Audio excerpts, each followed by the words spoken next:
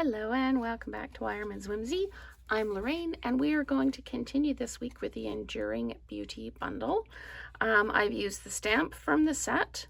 I've used one of the masks, just this one, just the centers. And I've used the die to cut out the greeting and one of the leaf dies to do the accent. So this one is a lot of fun to do. You could, again, do it in any color you want. And just have fun with it. It's perfect for a children's birthday party if you want, something like that. So the card front here is 5 by 3 3/4 in the basic white. The mat is 5 1/4 by 4, and then we've got a standard card base. This is our soft seafoam. This is Berry Burst, and then we've got Bubble Bath in here as well. I'm just going to pop those up out of the way. I've already done the soft seafoam and the bubble bath in this, and I'm just going to come in and do, whoops, I've just covered that right up and I didn't mean to do that, sorry. I'm going to come in and I'm going to do the Berry Burst. Move things out of the way. So all I'm doing, you have to clean this off between each one so that you don't end up smearing your colors. I'm just placing this down where there's a reasonable spot to put it, and I'm not even kind of rubbing off. I'm just adding the color there like that. When you're doing the first couple of colors, you can do all kind of 3 at once, but because I'm just filling in spots now, I'm going to be just using 1, maybe 2. You just keep coming in, adding that color, and you just give it a good smoosh around and just keep filling in spots. It, again, however few, however many you want, wherever you'd like them to be. They can overlap, they can be spread out. It is all up to you. I love the Berry Burst and the Bubble Bath together. So you'll see me using it a lot, just because I just love the way they go together.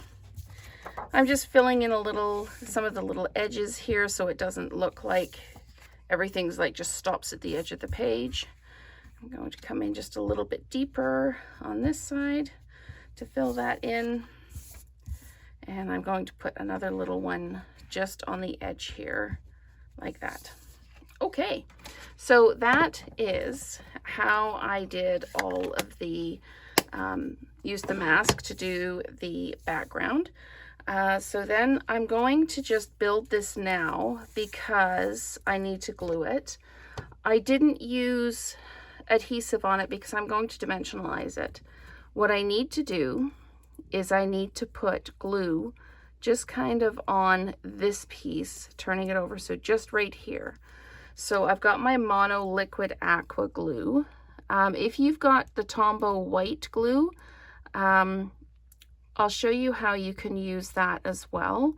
I have issues with the white glue kind of squishing out, but what you can do is when you've applied your glue, you can just kind of dab it with your finger to kind of move it around and flatten it out a little bit.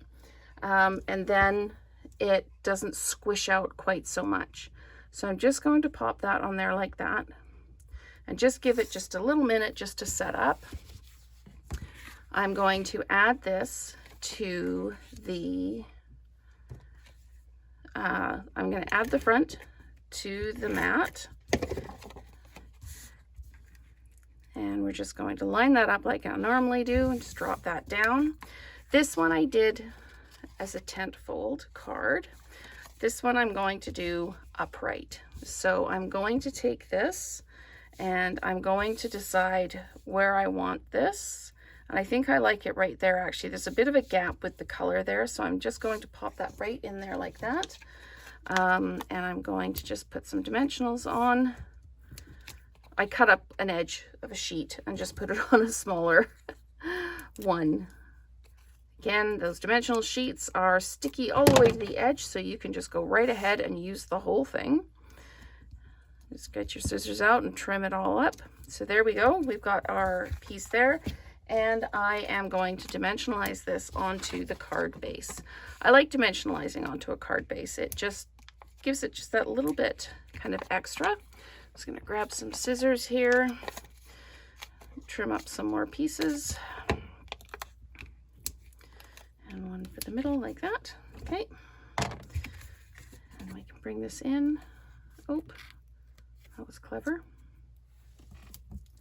All right, so let's peel those off, put them in my little tray so they don't go everywhere. And there we go. There's a question in one of the Stampin' Up! Demonstrator Facebook groups about what's on your craft room floor, and it's dimensional backings for me. That's it. It's not scraps of paper or anything, it's those dimensional backings. Okay, so I'm going to just pop this down, drop it down like that, give it a good push, and there we go. So this is it as a portrait, and this is it as a landscape. I don't know which one I kind of like the most. I think maybe the portrait one, but there's nothing wrong with the landscape either. So thank you so much for watching, and let's create together again soon.